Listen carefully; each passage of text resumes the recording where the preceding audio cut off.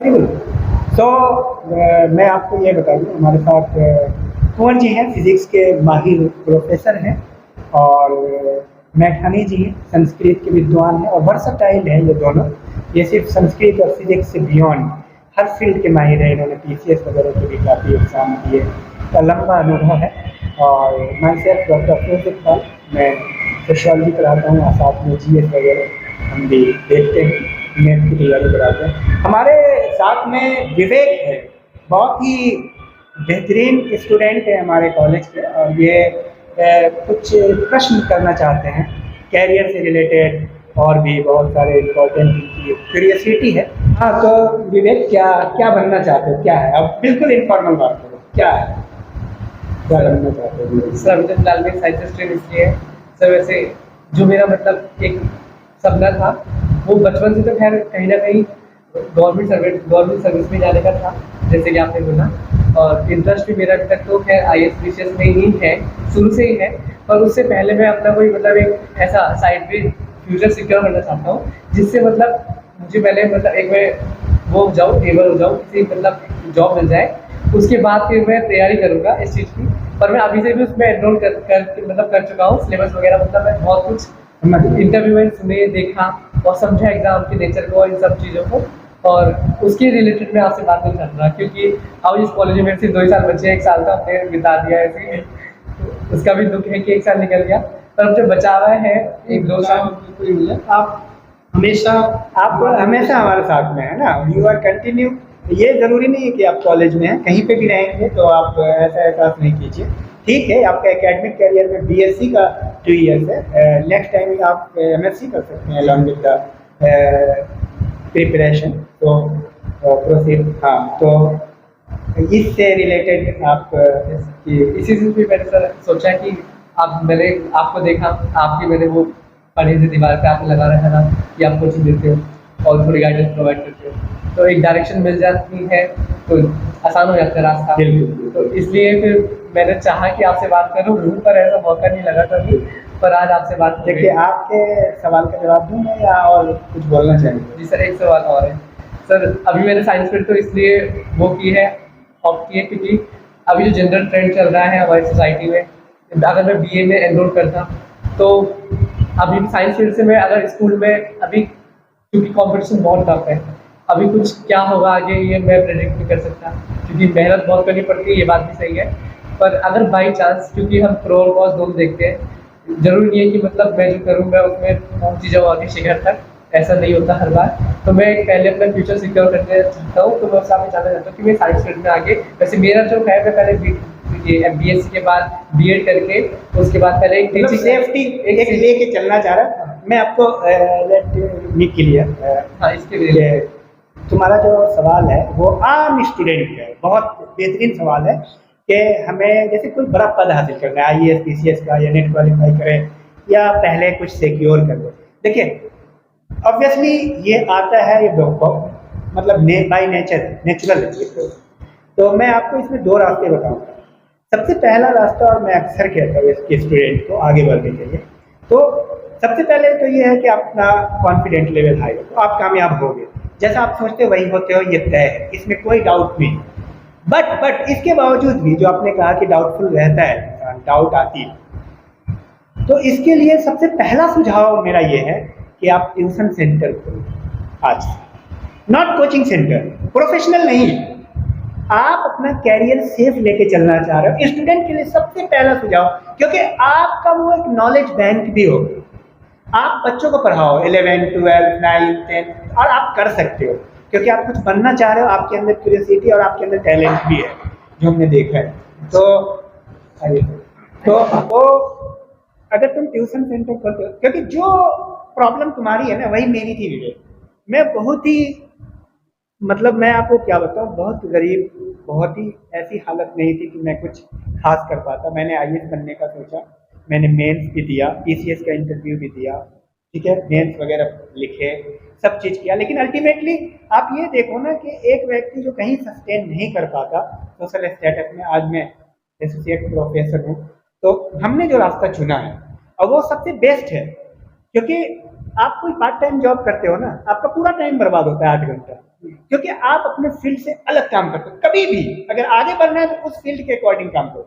अगर तुम्हें म्यूजिशियन बनना है और तुम ट्यूशन पढ़ा रहे हो, म्यूजिक पढ़ाओ ट्यूशन, समझ में आ रही बात? अगर तुम्हें डॉक्टर बनना है तो बायोलॉजी पढ़ाओ। तुम जाकर के कारखाने में नौकरी कर रहे हो कि मुझे और डॉक्टरी की तैयारी कर लो 4 घंटा और 8 घंटा कारखाने में, तो तुम्हारे लिए सबसे बेहतर क्या है कि तुम ट्यूशन सेंटर खोलो। 9, 10, 11, 12 इसका मैं तरीका भी आपको बताऊंगा। ट्यूशन सेंटर प्रोफेशनल नहीं होनी चाहिए, लेकिन बिल्कुल इनफॉर्मल नहीं होनी चाहिए। मेरी दोनों संतुलन होना चाहिए। आप बोर्ड जरूर लिखवाना, क्योंकि बोर्ड नहीं लिखवाओगे उसको कोई टीचर नहीं समझता है आज के दौर में। एक बोर्ड टांग दो छोटा सा कि मैं क्योंकि यहाँ 9, 10, 11, 12 की मैथ की और फिजिक्स की क्लासेस चलती है ट्यूशन सेंटर, ठीक है, इस तरह से होना चाहिए। और देखिए स्टूडेंट आएंगे, बहुत लोगों की शिकायत है कि स्टूडेंट नहीं आते हैं, रूम नहीं है पढ़ाने का, टाइम नहीं है, रूम नहीं है, कैसे कहाँ पर मैनेज करें, गरीबी इतनी है। एक स्टूडेंट ने हमसे ये कहा कि मेरे पास रूम नहीं है, एक ही रूम में पूरी फैमिली रहती है, यहीं के हैं, ठीक है, मैं कैसे करूं? मैंने सलाह दिया, रास्ता मिला, वो लड़की आज कोचिंग कर रही है। एक बोल रहा कि सारे बच्चे तो दूसरी जगह जा रहे हैं। भाई फैक्ट्री पहले से कोई चल रही है और आप कपड़े की फैक्ट्री लगाना चाह रहे हो तो पहले से थोड़ी कस्टमर मिलेगा। आप खोलो, और उसमें खोला और 10-15 स्टूडेंट आ गए तो आप ट्यूशन सेंटर खोलो। दूसरा उपाय है जॉब का, लेकिन ये उपाय को मैं सजेस्ट नहीं करता। प्रेफरेंस में सबसे बेहतर आपके लिए उपाय है कि आप ट्यूशन सेंटर खोलिए और आप तैयारी करते रहिए। और आप निश्चित तौर पे, मैं यहाँ पे क्लियर कर देना चाहता हूँ कि आपने एक शंका की बात कही है, निश्चित तौर पे आप जो सोचेंगे वही होता है। आप जो सोचते हैं ऐसा मेरा प्रैक्टिकल है, कोई आपको रोक नहीं सकता है। आप जो सोचेंगे वही होगा, ये मान के आप चले। कोई भी, ना आपकी परिस्थिति, ना आपके पेरेंट्स, कोई ऑब्स्टेकल नहीं है, ना आपका कॉलेज, आपको कोई टीचर नहीं मिल रहा है, कोई ना कोई मिल जाएगा। आज के दौर में तो सैकड़ों हैं यूट्यूब पे, ठीक है। कोचिंग में जाकर के जो लोग पढ़ते हैं ना, उससे ज्यादा टैलेंटेड लोग हैं। वहां ज्यादा 4-4 घंटा बर्बाद कर रहे हैं, 1 घंटा घर में पढ़ लो काफी है, ठीक है। तो आज बिना पैसे के, बिना साधन के, आज कम से कम साधन में आप सब चीज कर सकते हो। तो ये चीज आपका क्लियर हो गया, यही काम कर रहा है। और ट्यूशन की बात की तो सर मैं ट्यूशन अभी घर में पढ़ाता हूँ अभी भी, ठीक है, अभी 9, 10, 11 ट्वेल्थ को। ठीक है, और लेकिन पढ़ाने के तरीके को बदलिए। मैंने क्या कहा? फॉर्मल और इनफॉर्मल अंदाज में संतुलित होना चाहिए, नहीं बहुत अनौपचारिक कि चौकी पर बैठा के पढ़ाने लगे, और ना ही बहुत अनौपचारिक बहुत बड़ा कोचिंग सेंटर खोल दिए और मालूम हुआ कि अपना जो गोल है उसी को भूल गए। हाँ, प्रयास कीजिएगा 6 to 12 CBSE आप पढ़ाएं अधिक, मतलब क्योंकि स्टेट बोर्ड भी होगा, ICS भी होगा, लेकिन प्रयास कीजिएगा 6वीं से आप कवर करें मैथ साइंस को और SST कंपल्सरी। और देखिए प्रसन्नता की बात यह है कि इस 15 अगस्त के बाद से, 15 अगस्त से हम लोग, जैसे मैथानी जी हैं, कुंवर जी हैं, और हम खुद और भी टीचर्स हैं, हम लोग मिलकर के निस्वार्थ भाव से अपने कॉलेज में एक फ्री निःशुल्क सेवा बच्चों को देना चाह रहे हैं। और देखते हैं, वो कोई भी बच्चे हो सकते हैं, आसपास के भी हो सकते हैं, कॉलेज के भी हो सकते हैं। अगर वो पार्टिसिपेट करना चाहते हैं, you can make the group, ठीक है। आप आइए, आपका वेलकम है। मैं ये टाइम आपका बचाऊंगा, आपको कहीं जाने की जरूरत नहीं, आपको कोई अलग से पैसा खर्च करने की जरूरत नहीं है। इवन हम कॉपी देंगे, आपको कलम देंगे, सारी चीजें मुहैया कराएंगे। आप कॉलेज में आइए, पढ़िए, उसका कुछ टाइम रखते हैं, ठीक है, बाजाबते एकदम फॉर्मल अंदाज में आपको टास्क देंगे, असाइनमेंट देंगे, उसको आप करके आएंगे IAS PCS के लिए। तो ज़्यादा से ज़्यादा बच्चों को इस काम के लिए लोकल में उनको आप जोड़िए, आपको मॉनिटरिंग कीजिए आप। और आपके प्रश्न हैं? सर जैसे अभी आपने मतलब ठीक है आपने बताया, और अब मेरा साइंस बैकग्राउंड हो गया, अब साइंस ही चल रहा है और उसको मैं छोड़ूंगा नहीं, कंटिन्यू उसे भी रखना पड़ेगा, ठीक है, सिक्योर करने के लिए। और अभी मतलब मैंने GS की भी बेसिक जो तैयारी वो मैंने शुरू की है। मतलब अभी तो फिलहाल मैं NCERT से फोकस कर रहा हूँ, क्योंकि अभी जो मेरा बेस है अभी थोड़ा मतलब ठीक है, पर उसे और बेहतर करना पड़ेगा, क्योंकि हायर लेवल हम तभी समझ पाएंगे जब मेरे बेसिक्स क्लियर हो गए। तो इसलिए फिलहाल बेसिक करना वर्क कर रहा हूँ फिलहाल। अभी मैंने टारगेट रखा है कि दिसंबर तक या फिर नेक्स्ट ईयर अगर मैं मार्च तक कर पाऊँ, क्योंकि फिर नहीं ठीक है, उसको टाइम दीजिए आप। तो फिर उसके लिए मैं आपसे चाहूँगा कि मतलब किस तरीके से हमें मतलब बेस वेरी गुड। देखिए सबसे पहले आपने जो बीएससी की बात की, देखिए ये आपका थॉट है, आपका जो इंटरेस्ट जिस विषय में होता है, चाहे वो साइंस हो या आर्ट्स हो या कॉमर्स हो, उसमें आपको ग्रेजुएशन करना चाहिए। और क्योंकि हर जगह कॉम्प्रोमाइज़ करने की ज़रूरत नहीं है। कोई भी बच्चा साइंस फैकल्टी का हो या आर्ट्स फैकल्टी का हो या कॉमर्स का हो, कोई भी आईएएस कर सकता है और अपने सब्जेक्ट के माहिर हो सकते हैं। आगे आप एमएससी कर सकते हैं, कुछ भी, संस्कृत से बहुत महान विद्वान हो सकते हैं, हिंदी से हो सकते हैं, उर्दू से हो सकते हैं, समझे, सब्जेक्ट बैरियर नहीं होता। बीएससी तुम्हारे लिए प्लस पॉइंट है अगर आप सही मायने में सोचो तो, क्योंकि साइंस के सारे क्वेश्चन आप कवर कर लोगे। मैथमेटिक्स फिजिक्स में जहाँ लोग फंसते हैं, मान लो पीटी में, इवन स्टैट्स में जहाँ फंसते हैं, मेंस में, वो सारा आप कवर कर लोगे। तीसरा पॉइंट प्लस क्या है आपके लिए, आप ट्यूशन सेंटर आराम से पढ़ा सकते हो। जो 8 का बच्चा होगा वो 9th 10th को पढ़ा सकता है, क्योंकि जाहिर सी बात है आईएएस करने वाला महत्वाकांक्षी है, मेहनती है, तो 9th 10th को पढ़ा, क्योंकि 9th 10th 11th 12th maximum उसका साइंस होगा, लेकिन तुम बीएससी तक पढ़ा सकते हो। तो तुम्हारा ये होना अच्छी बात है। बट जाहिर सी बात है जब तुम आईएएस की तैयारी करोगे तो हिस्ट्री, पॉलिटी, ज्योग्राफी, इकोनॉमिक्स, हर चीज़ को लेके चलना है बेसिक लेवल पे एनसीईआरटी से। तो मैं इसमें एक ऐड जरूर करना चाहता हूँ हमेशा स्टूडेंट को। देखो हमने 1 साल की मेहनत से एक बेसिक कोर्स तैयार किया, जीके बेसिक कोर्स, और वो भी हमारे टीचर्स की टीम के द्वारा तैयार हुआ। वो मेरे गाइडेंस में हमारे बहुत सारे साथी थे, और जब हमने उसको तैयार किया उससे बहुत सारे स्टूडेंट क्वालिफाई, ग्रुप सी में और टीईटी में, बीएड में, बहुत पिथौरागढ़ वगैरह में काफ़ी बच्चे क्वालिफाई, वही एडी ओ वगैरह में, वीडियो में बहुत सारे क्वालिफाई हुए डीची के बेसिक कोर्स। उसको करने के बाद क्या होता है कि जब आप साइंस बैकग्राउंड के आते होते हैं या कहीं से भी बैकग्राउंड आपका वीक होता है, तो आपको एक बेसिक अंडरस्टैंडिंग क्लियर हो जाती है। तो मैं अब वो 2 महीने में करना, उसको आप करें, साथ साथ में एनसीईआरटी आपको करना ही है। हिस्ट्री 6-7 से लेकर के चले, पॉलिटिकल साइंस भी ऐसे ही, ज्योग्राफी भी ऐसे ही। ज्योग्राफी और हिस्ट्री कंपलसरी है 6-7 से। इसमें कई विद्यार्थी पूछते हैं किसको, साइंस में आप 9th 10th 11th 12th ले सकते हैं। इवन अब जो बच्चे 11th 12th जाहिर सी बात है कॉम्प्लेक्स हो जाता है आर्ट्स वालों के लिए, 9th 10th काफ़ी है उनके लिए, ठीक है, बेसिक कॉन्सेप्ट के लिए, जीएस के लिए। तो बेसिक कोर्स जीके का आप कर लीजिए, वो मेरा अवेलेबल है। और एनसीईआरटी की पढ़िए, जो आपने पहले पढ़ी है, एक एक कॉन्सेप्ट को आप क्लियर कीजिए। ठीक है, वो आप सही जा रहे हैं, कोई उसमें दिक्कत नहीं है।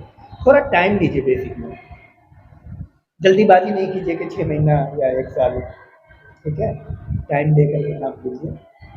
तो जैसे अभी ऐसा मेरी एज 17 है इस साल, और अभी उसमें अपीयर होने के लिए 20 में चाहिए होती जी।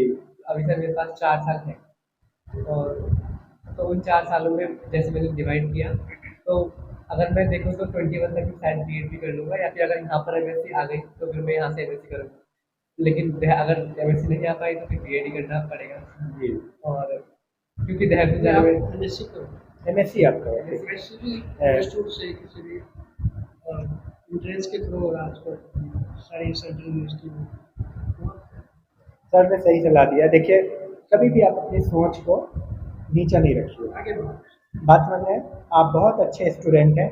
एक चीज़ बताओ, मैं क्या करता हूँ, दूध बेचता हूँ, क्या करता हूँ, मैं तो तुम्हें ही देखता हूँ ना, रात दिन तो मुझे परख है, तुम्हें एमएससी करनी चाहिए, तुम्हें बीएड, जो तुम्हारी क्वालिटी है, समझना वाली बात। अगर मैं बीएड कर लेता तो आज कहीं प्राइमरी टीचर होता, क्योंकि मेरी क्वालिटी वो नहीं थी, इसलिए ईश्वर ने मुझे वो नहीं करवाया। अब समझ में आई बात।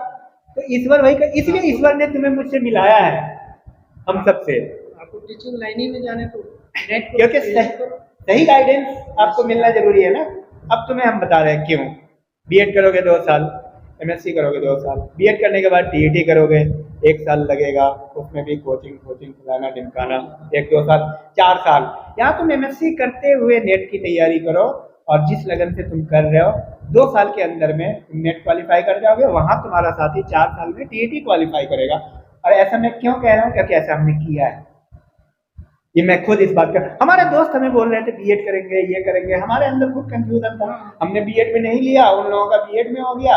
हम बोले कि भैया हम बीएड में फीस देने के लायक नहीं है, 50,000 कहाँ से लाएंगे।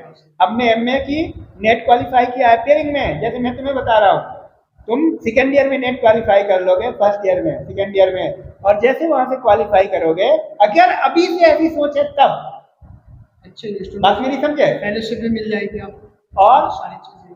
जो तुम्हारा दोस्त बीएड करके टीईटी करेगा तब तक तुम किसी कॉलेज में पढ़ा रहे होगे, जब वो नेट टीईटी क्वालिफाई करने के लिए कोई कोचिंग में जा रहा होगा, समझ रहे हो बात को।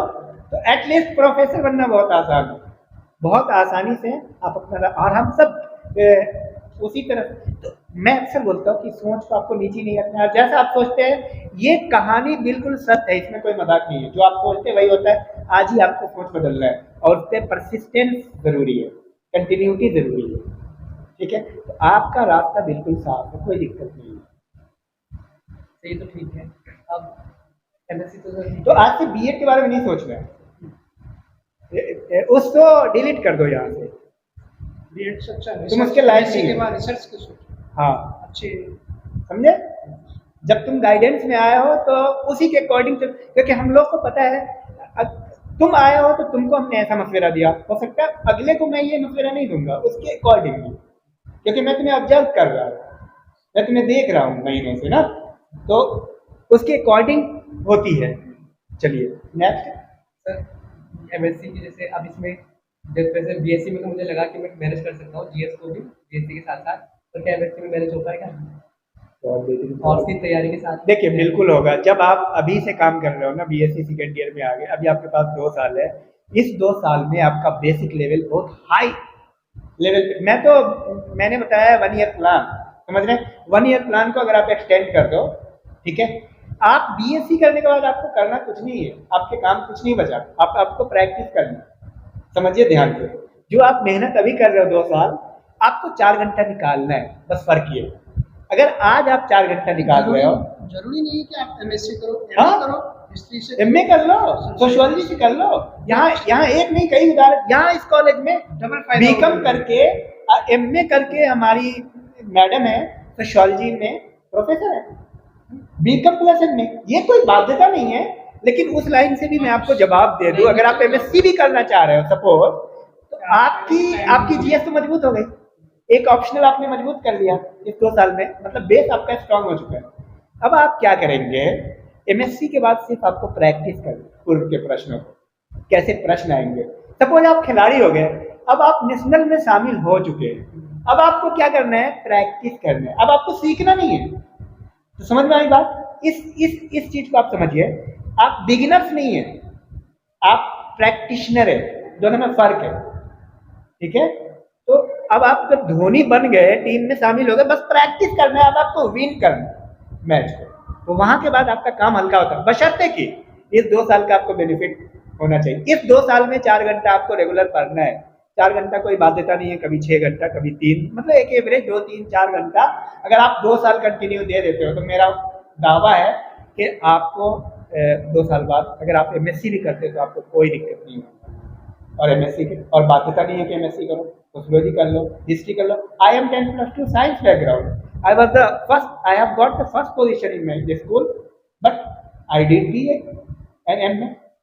तो भाई एक चीज आप अंदाजा करो कि 10+2 में टॉपर स्टूडेंट साइंस का, वो साइंस छोड़ के बीए में जा रहा है, तो तुम गट्स रखते हो, तुम अच्छे हो ना, तुम कहीं भी अच्छा करोगे।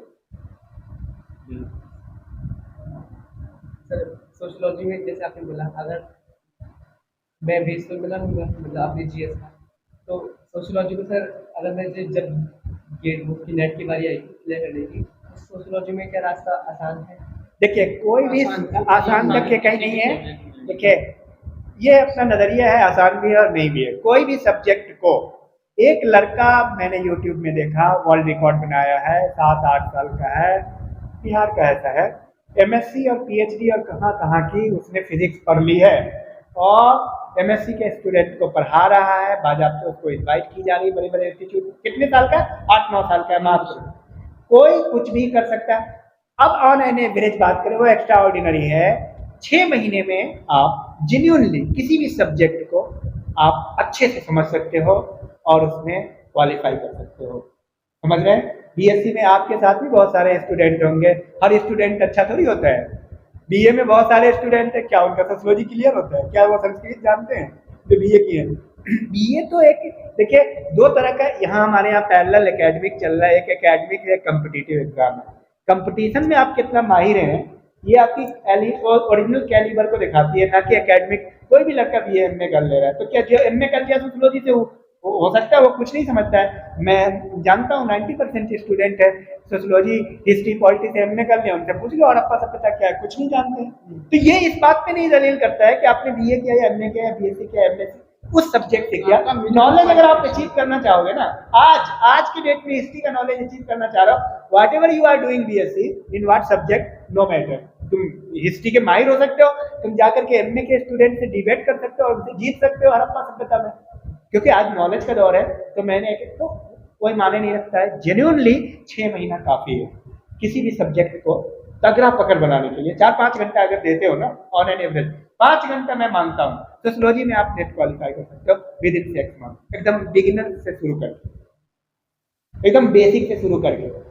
और यही चीज हिस्ट्री में है, कोई बहुत बड़ा तोप नहीं हो तो हमारा एकेडमिक मतलब ऐसा ताना बाना है कि हमने उसको अपना एक ऑन एन एवरेज बना रखा है ना कि ये फर्स्ट ईयर सेकेंड ईयर जैसा होता है। ठीक है, वो तो बच्चे जो पढ़ रहे हो तो 1 महीना में क्लियर कर ले रहे हैं फिजिक्स को, बेसिक फिजिक्स है मान लीजिए, या जो बोलते हैं मैकेनिक्स वगैरह, तो उसके लिए फियर की जरूरत नहीं है।